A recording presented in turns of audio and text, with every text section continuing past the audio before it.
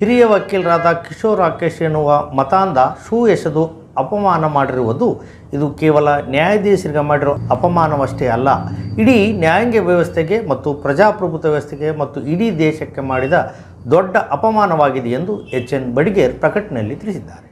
ದೇಶದಲ್ಲಿ ಇಂತಹ ಘಟನೆಗಳು ಜರುಗುವುದಕ್ಕೆ ಕಾರಣ ತಳ ಸಮುದಾಯಗಳಿಂದ ಬಂದಂತಹ ಬುದ್ಧಿಜೀವಿಗಳು ಮತ್ತು ದಕ್ಷ ನ್ಯಾಯಾಧೀಶರಾದ ಗವಾಯಿಯವರು ಇಂದು ದೇಶದ ಅತ್ಯುನ್ನತ ಹುದ್ದೆಯಾದ ಸರ್ವೋಚ್ಚ ನ್ಯಾಯಾಲಯದ ಮುಖ್ಯ ನ್ಯಾಯಾಧೀಶರಾದ ಕಾರಣವಾಗಿ ಇದನ್ನು ಸಹಿಸದ ಜಾತಿವಾದಿಗಳು ತಮ್ಮ ಮನಸ್ಥಿತಿಯಲ್ಲಿ ಜಾತಿಯ ದುರಹಂಕಾರವನ್ನು ತುಂಬಿಕೊಂಡು ನ್ಯಾಯಾಧೀಶರಿಗೆ ಅಪಮಾನ ಮಾಡಿರುವುದು ಖಂಡನೀಯ.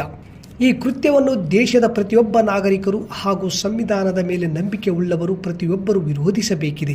ಹಾಗಾಗಿ ನ್ಯಾಯಾಧೀಶರಿಗೆ ಅಪಮಾನ ಮಾಡಿರುವ ಕಿಶೋರ್ ರಾಕೇಶ್ ಎನ್ನುವ ಸಂವಿಧಾನ ವಿರೋಧಿ ಸಮಾಜಘಾತಕ ವ್ಯಕ್ತಿಯುಳ್ಳ ಈ ವ್ಯಕ್ತಿಗೆ ಕಠಿಣ ಶಿಕ್ಷೆ ವಿಧಿಸಿ ನ್ಯಾಯಾಲಯದ ಮೌಲ್ಯವನ್ನು ಎತ್ತಿ ಹಿಡಿದು ಮುಂದೆಂದೂ ಇಂತಹ ಘಟನೆಗಳು ಮರುಕಳಿಸದಂತೆ ಕ್ರಮ ವಹಿಸಬೇಕೆಂದು ಹಿರಿಯ ಸಾಮಾಜಿಕ ಹೋರಾಟಗಾರ ಎಚ್.ಎನ್. ಬಡಿಗೇರ್ ಒತ್ತಾಯ ಮಾಡಿದ್ದಾರೆ.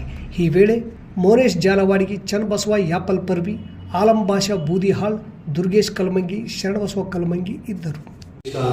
ಎಲ್ಲ ನಾಗರಿಕ ಬಂಧುಗಳಿಗೆ ನಮ್ಮ ವಿನಂತಿ, ಮೊನ್ನೆ ಸುಪ್ರೀಂ ಕೋರ್ಟ್ ನ್ಯಾಯಾಧೀಶರ ಮೇಲೆ ನಡೆದಿರುವಂಥ ಘಟನೆ ಬಹಳ ಅವಮಾನಕರ ಘಟನೆ. ನ್ಯಾಯಾಧೀಶರಾದಂಥ ಬಿ.ಆರ್. ಗವಾಯಿ ಅವರ ಮೇಲೆ ಕಿಶೋರ್ ಎನ್ನುವಂಥ ಒಬ್ಬ ಲಾಯರ್ ಶೂ ಎಸೆದ್ರ ಮೂಲಕ ಇಡೀ ಭಾರತದ ನಾಗರಿಕರಿಗೆ, ನ್ಯಾಯಾಲಯಗಳಿಗೆ, ಸಂವಿಧಾನಕ್ಕೆ ಏನು ಪ್ರಜಾಪ್ರಭುತ್ವ ವ್ಯವಸ್ಥೆ ಅಂತೇಳಿ ಅದರ ಮೇಲೆ ನಂಬಿಕೆ ಇಟ್ಕೊಂಡು ನಾವು ಜೀವಿಸ್ತಾ ಇದ್ವಿ, ಆ ಒಂದು ನಮ್ಮ ಪ್ರಜಾಪ್ರಭುತ್ವದ ಮೇಲೆ ದಾಳಿ ಮಾಡಿದಂತೆ ಅದು ಕೇವಲ ಒಬ್ಬ ನ್ಯಾಯಾಧೀಶರ ಮೇಲೆ ಆದಂಥ ಅವಮಾನ ಅಲ್ಲ, ಇಡೀ ಭಾರತ ದೇಶದ ಎಲ್ಲ ನಾಗರಿಕರಿಗೂ ಅವಮಾನ ತಲೆ ತೆಗೆಸುವಂಥ ಕೆಲಸ ಇದಾಗಿದೆ. ಹೀಗಾಗಿ ಇಂಥ ಘಟನೆಗಳು ಮರುಕಳಿಸಬಾರ್ದು ಅಂದರೆ ಅವ್ರ ಮೇಲೆ ಸೂಕ್ತ ಕಾನೂನು ಕ್ರಮ ಜರುಗಿಸೋದ್ರ ಮೂಲಕ ಅವ್ರನ್ನ ಕಠಿಣ ಶಿಕ್ಷೆಗೆ ಗುರಿಪಡಿಸಬೇಕು.